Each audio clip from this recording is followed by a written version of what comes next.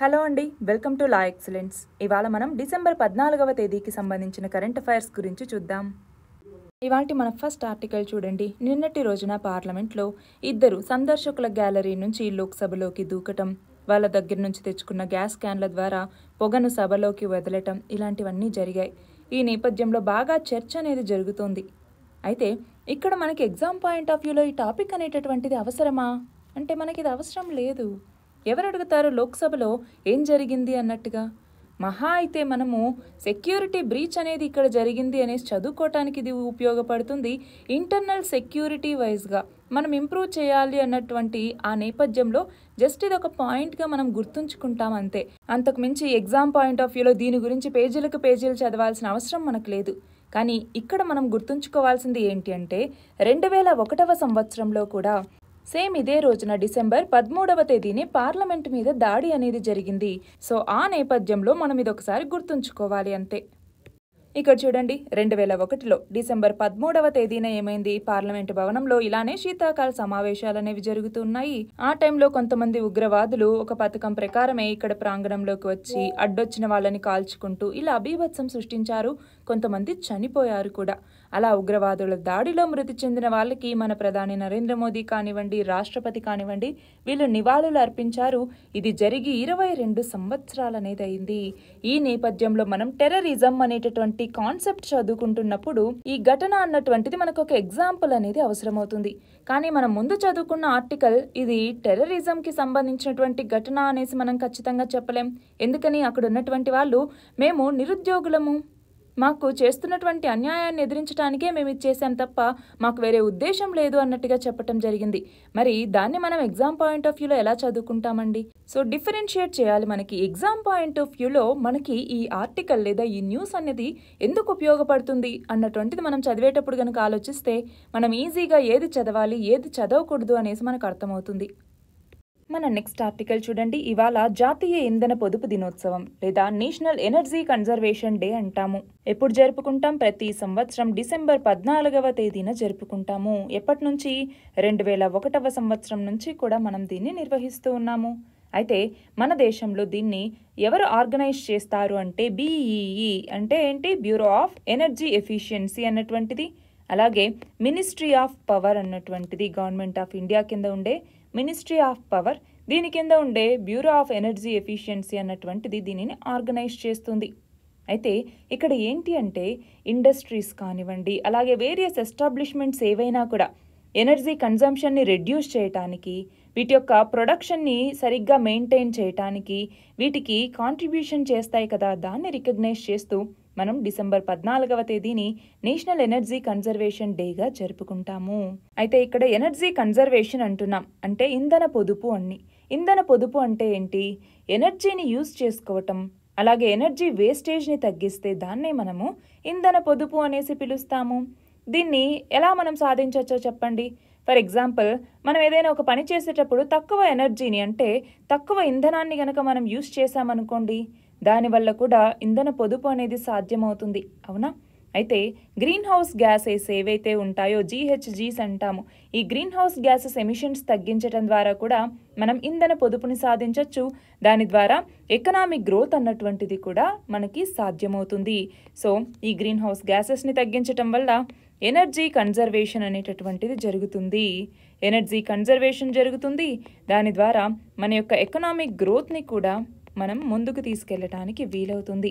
అయితే దీనికి సంబంధించి 2001వ సంవత్సరంలో మన భారత ప్రభుత్వం ఎనర్జీ కన్జర్వేషన్ యాక్ట్ అన్నటువంటి దాన్ని తీసుకురావటం జరిగింది. దీని ద్వారా ఏంటి? మన దేశంలో ఈ ఇంధనాన్ని ఎఫిషియెంట్గా యూజ్ చేసుకోవటం కోసం ఒక స్ట్రాటజీని ఫార్ములేట్ చేసి ఇంప్లిమెంట్ చేయటానికి ఇది పనికొస్తుందన్నమాట. అలాగే మనము నేషనల్ ఎనర్జీ కన్జర్వేషన్ వీక్ అనేసి జరుపుకుంటూ ఉంటాము. అంతేకాకుండా నేషనల్ ఎనర్జీ కన్జర్వేషన్ అవార్డ్స్ అనేవి రాష్ట్రపతి ఇవ్వటం జరుగుతుంది. సో ఇవన్నీ కూడా ఇంధన పొదుపుని తీసుకురావటానికి చేస్తున్నటువంటివి. ఇప్పుడు మనం చూస్తే మన దేశంలో 1/3వ వంతు కాలుష్యానికి ఈ యొక్క రవాణా రంగం అన్నటువంటిది కారణమవుతోంది. అంటే పర్యావరణానికి ఈ రంగం వల్ల చాలా నష్టం అనేది జరుగుతోంది. దీన్ని నివారించడానికి ఇటు కేంద్రం చాలా చర్యలు తీసుకుంటోంది. ఫర్ ఎగ్జాంపుల్ BS6 నామ్స్ అనేవి కానివ్వండి, లేదు అంటే ఈ ఎలక్ట్రిక్ వెహికల్స్ కానివ్వండి, ఇథనాల్, బయోడీజిల్, హైడ్రోజన్ ఇలాంటి కొత్త ఇంధనాల్ని ఉపయోగించటం కానివ్వండి, ఇవన్నీ కూడా మనం దీనికి సంబంధించిన ఇనిషియేటివ్స్గానే చెప్తాము. అంతేకాదు ఈ ఇంధన పొదుపు ద్వారా మనం కర్బన ఉద్గారాలని కూడా తగ్గించవచ్చు. దాని ద్వారా 2070వ సంవత్సరానికి మనం నెట్ న్యూట్రాలిటీ లేదా నెట్ జీరో అనేసి పిలుస్తూ ఉంటాం. ఈ నెట్ జీరో స్ట్రాటజీని మనం చేరుకోవటానికి వీలవుతుంది. మనము ఈ లక్ష్యాన్ని పెట్టుకున్నాం కదా, 2070 నాటికి చేరుకుంటామన్నట్టుగా COP26లో. ఆ లక్ష్యాన్ని చేరుకోవటానికి కూడా ఇంధన పొదుపు అన్నటువంటిది ఉపయోగపడుతుంది. ఇది మనం ఎగ్జామ్ పాయింట్ ఆఫ్ వ్యూలో రాయాలి. అంతేకాదు ఈ ఇంధన పొదుపు అన్నప్పుడు రెన్యూవబుల్ ఎనర్జీ అన్నటువంటిది కూడా ఒక మార్గం. సో రెన్యూవబుల్ ఎనర్జీకి సంబంధించి ఏవైతే మనం లక్ష్యాలను పెట్టుకున్నామో ఆ లక్ష్యాలని కూడా మనం మెన్షన్ చేయాలి. ఇదిగో 2030 కల్లా 500 గిగావాట్లకి మన యొక్క ఈ సౌర పవన విద్యుత్ ఉత్పత్తి ఇలా రెన్యూవబుల్ ఎనర్జీ సామర్థ్యాన్ని పెంచాలనుకుంటున్నాము, కేంద్రం దీన్ని లక్ష్యంగా పెట్టుకుంది అన్నటువంటిది కూడా మన ఆన్సర్లో మనం రాయాల్సి ఉంటుంది. నెక్స్ట్ ఆర్టికల్ చూడండి, డ్రోన్ మార్కెట్ అన్నటువంటిది. డ్రోన్ మార్కెట్కి ఇప్పుడు చాలా అవకాశాలు ఉన్నాయి అన్నటువంటి నేపథ్యంలో ఈ ఆర్టికల్. ఈ నేపథ్యంలో మనము డ్రోన్ యొక్క ఉపయోగాలు ఏంటి, అసలు డ్రోన్స్ అంటే ఏంటి, ఈ డ్రోన్ల యొక్క ఉపయోగాలు ఏంటి, అది కూడా డ్రోన్లు ఏ ఏ రంగాల్లో మనకు ఉపయోగపడుతున్నాయి, ఫర్ ఎగ్జాంపుల్ అగ్రికల్చర్లో ఎలా ఉపయోగపడుతుంది, లేదంటే మెడిసిన్ పర్పస్కి ఎలా ఉపయోగపడుతుంది, అలాగే ట్రేడ్కి సంబంధించి డ్రోన్ల ఉపయోగాలు ఏంటి, లేదంటే ఈ డిఫెన్స్కి సంబంధించి డ్రోన్ల ఉపయోగాలు ఏంటి, ఇలాగా వివిధ రంగాలకి సంబంధించి డ్రోన్ల యొక్క ఉపయోగాలు ఏంటి అన్నట్టుగా మనము ఎగ్జాంపుల్స్తో సహా రాసి పెట్టుకోవాలి. అంతేకాదు ఇప్పుడు డ్రోన్ల యొక్క మార్కెట్ అనేటటువంటిది పెరుగుతూ వస్తోంది. అవునా, మనం చూస్తే పెళ్ళిళ్ళ దగ్గర నుంచి చిన్న చిన్న మైక్రో డ్రోన్స్ని వాడటం దగ్గర నుంచి పెద్ద పెద్ద యుద్ధాల్లో కూడా ఈ డ్రోన్లని వాడుతూ ఉన్నారు. ఫర్ ఎగ్జాంపుల్ ఇప్పుడు మనం చూస్తూనే ఉన్నాం, రష్యా ఉక్రెయిన్ యుద్ధంలోనూ డ్రోన్లని వాడుతూ ఉన్నారు. అలాగే బార్డర్లో కూడా పాకిస్తాన్ నుంచి కొన్ని డ్రోన్లు అనేవి మన భారతదేశంలోకి రావటం, వాటిని పేల్చివేయటం, ఇవన్నీ చదువుతూనే ఉన్నాం. సో డ్రోన్లకు సంబంధించినటువంటి ఉపయోగాలు అన్నటువంటిది ఎగ్జామ్లో చాలా పొటెన్షియల్ క్వశ్చన్, దీనికి తరువుగా ఆన్సర్ చేసేలాగా ఉండాలి ప్రిలిమ్స్లో కానీ మెయిన్స్లో కానీ. మన నెక్స్ట్ ఆర్టికల్ చూడండి, COP28 కాన్ఫరెన్స్ ఆఫ్ పార్టీస్ 28 అన్నటువంటిది UNFCCC, రీసెంట్గా UNFCCCకి సంబంధించినటువంటి COP28 కాన్ఫరెన్స్ ఆఫ్ పార్టీస్ 28 సదస్సు అన్నటువంటిది దుబాయ్లో ముగిసింది. అవునా, అయితే దీనికి సంబంధించి ఈ శిలాజ ఇంధనాలు లేదా ఫాజిల్ ఫ్యూయల్స్ అన్నటువంటిది భూతాపానికి కారణమవుతున్నాయి. భూతాపం లేదా గ్లోబల్ వార్మింగ్ అనేసి పిలుస్తూ ఉంటాం. అలాంటి ఈ శిలాజ ఇంధనాల వినియోగానికి క్రమంగా దూరం వెళ్ళాలి అన్నట్టుగా దాదాపు 200 దేశాలు అంగీకరించడం జరిగింది. అయితే మన భారతదేశం దీనికి అంగీకరించలేదు. ఎందుకని అంటే ఈ కాలుష్యకారక ఇంధనాలకి సంబంధించి ఈ ప్రకటన ఏదైతే ఇచ్చారో ఇందులో శిలాజ ఇంధనాలు అనేటటువంటి పదాల్ని వాడటం జరిగింది. అయితే ఇక్కడ చమురు, సహజ వాయువులు కూడా శిలాజ ఇంధనాలే. కానీ ఈ సంయుక్త ప్రకటనలో కేవలం బొగ్గు లేదా కోల్ని మాత్రమే వాడారు. దాని మీద ఇటు భారతదేశం కానివ్వండి, అలాగే ఇటు చైనా కానివ్వండి, ఇవి రెండూ కూడా అభ్యంతరం వ్యక్తం చేయటం జరిగింది.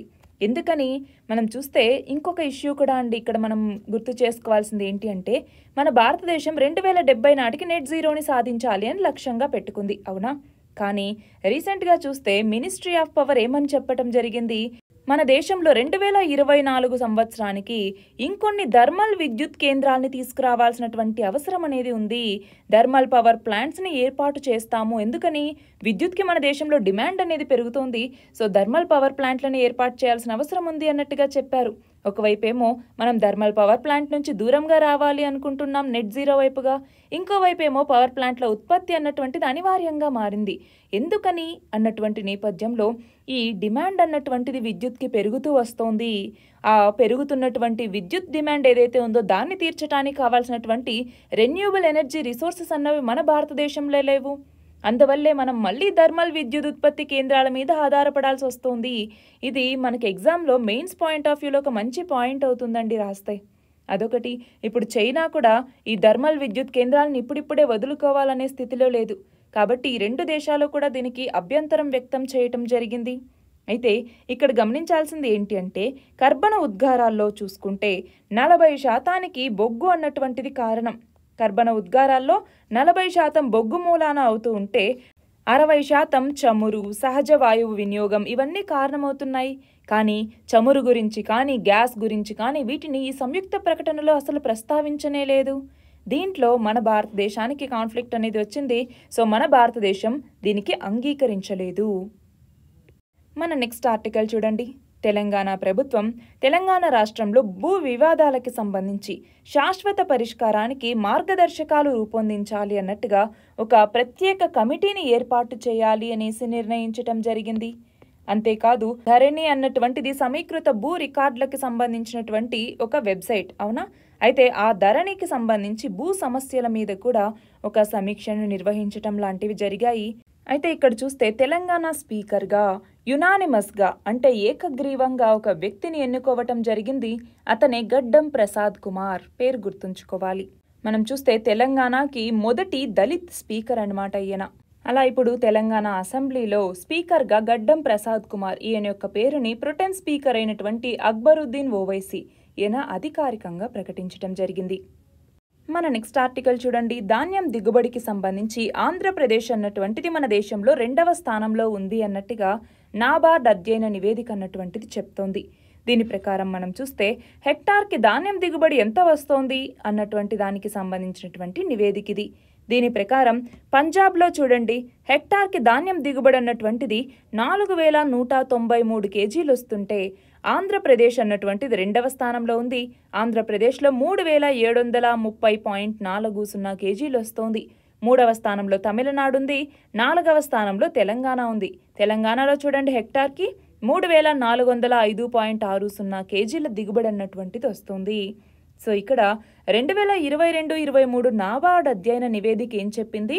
హెక్టార్కి ధాన్యం దిగుబడికి సంబంధించి పంజాబ్ దేశంలో మొదటి స్థానంలో ఉంటే ఆంధ్రప్రదేశ్ 2వ స్థానంలో ఉంది, తెలంగాణ 4వ స్థానంలో ఉంది అన్నటువంటిది మనం గుర్తుంచుకోవాలి. నెక్స్ట్ చూడండి, ఆంధ్రప్రదేశ్ ప్రభుత్వం YSR kidney research and super speciality హాస్పిటల్ని అలాగే వైఎస్ఆర్ సుజలధార ప్రాజెక్ట్ని ప్రారంభించడం జరిగింది. ఈ నేపథ్యంలో అసలు ఏంటి వైఎస్ఆర్ సుజలధార ప్రాజెక్ట్ అన్నటువంటిది? శ్రీకాకుళం జిల్లాలో దీర్ఘకాలిక మూత్రపిండ వ్యాధులు లేదా క్రానిక్ కిడ్నీ డిసీజెస్ అంటాము. ఈ క్రానిక్ కిడ్నీ డిసీజెస్ ఎక్కువగా ఉన్నటువంటి 7 మండలాల్లో ఉన్న అన్ని గ్రామాలకి కూడా ఈ వైఎస్ఆర్ సుజలధార ప్రాజెక్టు ద్వారా శుద్ధి చేసినటువంటి తాగునీటిని సరఫరా చేయటం జరుగుతుంది. మనం చూస్తే పలాస, ఇచ్చాపురం నియోజకవర్గాల్లో మొత్తం 7 మండలాల్లో 807 గ్రామాలకి ఈ రక్షిత నీటిని అందజేయటం జరుగుతుంది. మనం చూస్తే ఇప్పుడు 6.78 లక్షల జనాభా ఉంటే ఈ ప్రాంతంలో 2057కి వచ్చేసరికి 7.85 లక్షలకు చేరతారు. ఈ పెరుగుతున్నటువంటి జనాభా అంచనాతో అప్పటి అవసరాలకు సరిపోయే విధంగా ఒక్కొక్కరికి రోజుకు 100 లీటర్ల చొప్పున నీటిని సరఫరా చేసేలాగా ఈ ప్రాజెక్ట్ని రూపకల్పన చేయటం జరిగింది. ఇప్పటికే 613 గ్రామాలకి నీటి సరఫరా అనేది చేశారు. అలాగే doctor YSR kidney research and super speciality hospital అన్నటువంటిది అంటే ఇక్కడేంటి, ఇందాకే చెప్పుకున్నాం క్రానిక్ కిడ్నీ డిసీజ్ వస్తూ ఉన్నాయి ఇక్కడ అనేసి. సో దాన్ని నివారించడానికి మంచి నీటిని వాళ్ళకి అందించటం, లేదు ఆల్రెడీ కిడ్నీ డిసీజ్ ఉన్నటువంటి వాళ్ళకి చికిత్స అందించటం కోసం ఈ YSR kidney research and super speciality హాస్పిటల్ని నెలకొల్పటం జరిగింది. 85 కోట్ల రూపాయల వ్యయంతో దీన్ని తీసుకొచ్చారు. అంతేకాదు డాక్టర్ వైఎస్ఆర్ ఆరోగ్యశ్రీ పథకం, దీని కింద 25 లక్షల రూపాయల వరకు ఉచితంగా వైద్యం అందించటానికి ఇప్పుడు కసరత్తు అనేది జరుగుతోంది. ఆ నేపథ్యంలోనే పేద మధ్యతరగతి ప్రజలకి వైద్యపరంగా మరింత సహాయం అందించాలన్నట్టుగానే ఆంధ్రప్రదేశ్ ప్రభుత్వం ఈ నిర్ణయం అనేది తీసుకుంది. నెక్స్ట్ చూడండి, ఇక్కడ ప్రధాని Narendra Modi global partnership on artificial intelligence summit లేదా GPAI అన్నటువంటి సమ్మిట్ని ఢిల్లీలో ఉన్నటువంటి భారత్ మండపంలో ప్రారంభించడం జరిగింది. ఈ GPAI అన్నటువంటిది మల్టీ స్టేక్ హోల్డర్ ఇనిషియేటివ్. ఇందులో చూడండి మొత్తం 29 మెంబర్ కంట్రీస్ అన్నటువంటివి ఇందులో పాల్గొంటాయి. ఇందులో ఏంటి, ఆర్టిఫిషియల్ ఇంటెలిజెన్స్కి సంబంధించి ఏదైతే థియరీకి మరియు ప్రాక్టీస్కి మధ్య గ్యాప్ ఏదైతే ఉందో ఆ గ్యాప్ని తొలగించడానికి ఇది ఉపయోగపడుతుంది. అంతేకాదు ఆర్టిఫిషియల్ ఇంటెలిజెన్స్కి సంబంధించి కటింగ్ ఎడ్జ్ రీసెర్చ్ని చేపట్టడం, అలాగే అప్లైడ్ యాక్టివిటీస్ని ఆర్టిఫిషియల్ ఇంటెలిజెన్స్ రిలేటెడ్ ప్రయారిటీస్కి చేపట్టడం ఇలాంటివన్నీ జరుగుతుంటాయి. అయితే 2024లో ఈ గ్లోబల్ పార్ట్నర్షిప్ ఆన్ ఆర్టిఫిషియల్ ఇంటెలిజెన్స్కి మన భారతదేశమే అధ్యక్షత వహించబోతోంది. నెక్స్ట్ చూడండి, తెలంగాణ శాసన సభాపతిగా గడ్డం ప్రసాద్ కుమార్ ఈయన ఏకగ్రీవంగా ఎన్నికవ్వటం జరిగింది. మనం చూస్తే ఈ పదవికి అతను ఒక్కరే నామినేషన్ దాఖలు చేయటం, ప్రధాన ప్రతిపక్షమైనటువంటి బీఆర్ఎస్తో పాటు ఇటు మజ్లిస్ కానివ్వండి, సిపిఐ ఎమ్మెల్యేలు కానివ్వండి ఈయనకే మద్దతు తెలపటంతో ఏకగ్రీవంగా ఇతను ఎన్నికయ్యారు. నెక్స్ట్ చూడండి, జాయింట్ మిలిటరీ ఎక్సర్సైజ్ అయినటువంటి విన్ బ్యాక్స్ 2023 దీనికి సంబంధించిన 4th ఎడిషన్ అన్నటువంటిది వియత్నాంలో మొదలైంది. ఇది యాన్యువల్ గా జరిగేటటువంటి ట్రైనింగ్ ఈవెంట్ అన్నమాట. అంటే ప్రతి సంవత్సరం జరుగుతుంది. ఆల్టర్నేటివ్ గా దీన్ని ఒక సంవత్సరం మన ఇండియా కండక్ట్ చేస్తే ఇంకో సంవత్సరం వియత్నాం అన్నటువంటిది కండక్ట్ చేస్తుంది. అయితే ఈ విన్ బ్యాక్స్ ఎక్సర్సైజ్ ని మొదటిసారిగా 2018లో నెలకొల్పటం జరిగింది. ఫస్ట్ ఎడిషన్ కూడా మన దేశంలో మధ్యప్రదేశ్లోనే జరిగిందనమాట. లాస్ట్ ఎడిషన్ కూడా మనం చూస్తే చూడండి, చందీ మందిర్ మిలిటరీ స్టేషన్లో జరిగింది, అంటే మన ఇండియాలో జరిగింది. అందుకే ఇప్పుడు వియత్నాంలో జరుగుతోంది. ఈ ఎక్సర్సైజ్ అన్నటువంటిది చూడండి 2023 డిసెంబర్ 21వ తేదీ నాటికి ముగుస్తుంది. నెక్స్ట్ చూడండి, బీజేపీ భజన్ లాల్ శర్మ ఇతన్ని రాజస్థాన్కి చీఫ్ మినిస్టర్గా ఎంపిక చేయటం జరిగింది. అంతేకాదు ఇతను ఫస్ట్ టైం ఎమ్మెల్యే అనమాట. జైపూర్ డిస్ట్రిక్ట్లోని సంగనైర్ సీట్ నుంచి ఇతను మొదటిసారిగా ఎమ్మెల్యేగా ఎన్నికయ్యారు.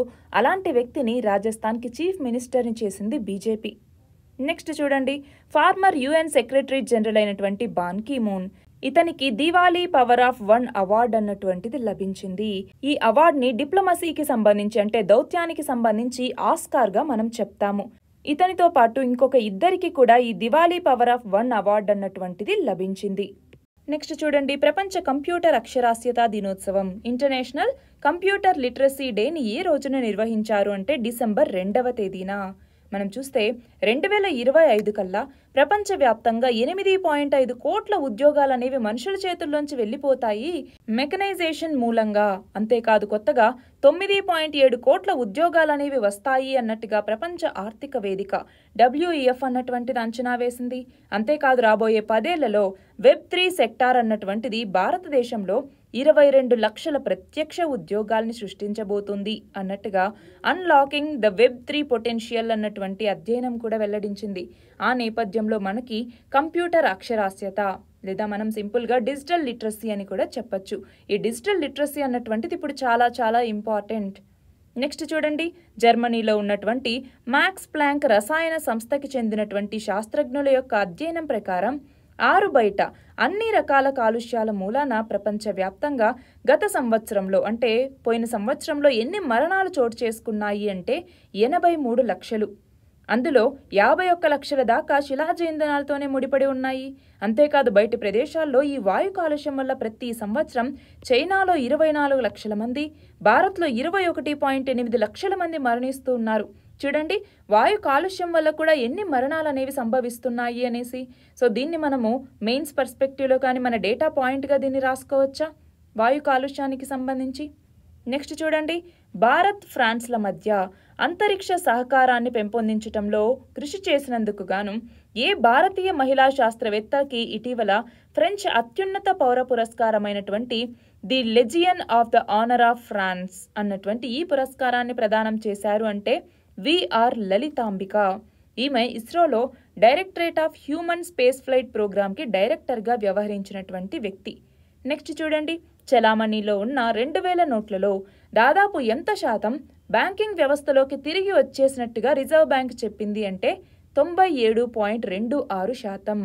ఆర్బీఐ అన్నటువంటిది ఈ సంవత్సరం మే 19వ తేదీన ఇదిగో 2000 నోట్లని మేము ఉపసంహరించుకుంటున్నాము అన్నట్టుగా చెప్పటం జరిగింది. అలా ఇప్పటిదాకా 97.26% నోట్లు అన్నటువంటి ఆర్బీఐకి చేరాయి. ఇంకా మిగిలినవి మాత్రం ఇంకా మార్కెట్లోనే ఉన్నాయి. నెక్స్ట్ చూడండి, చివరిగా ఇంటర్నేషనల్ మౌంటైన్ డేని ప్రతి సంవత్సరం డిసెంబర్ 11వ తేదీన నిర్వహించడం జరుగుతుంది. ఎందుకని అంటే మన యొక్క ఎకోసిస్టమ్ని మళ్ళీ రీస్టోర్ చేసుకోవాల్సినటువంటి అవసరం గురించి, అలాగే పర్వతాల యొక్క ప్రాముఖ్యత గురించి తెలియజేయటం కోసమే మనం ఇంటర్నేషనల్ మౌంటైన్ డేని నిర్వహిస్తాము. అంతేకాదు ఈ సంవత్సరం థీమ్ చూడండి, రీస్టోరింగ్ మౌంటైన్ ఎకోసిస్టమ్స్ అన్నటువంటిది. మనం ఏదైనా ఒక డే గురించి చదివినప్పుడు దాని యొక్క థీమ్ అన్నటువంటిది కూడా మనకు అంతే ఇంపార్టెంట్, గుర్తుంచుకోవాలి. ఇవి ఇవాల్టి important articles. All the very best and thank you very much.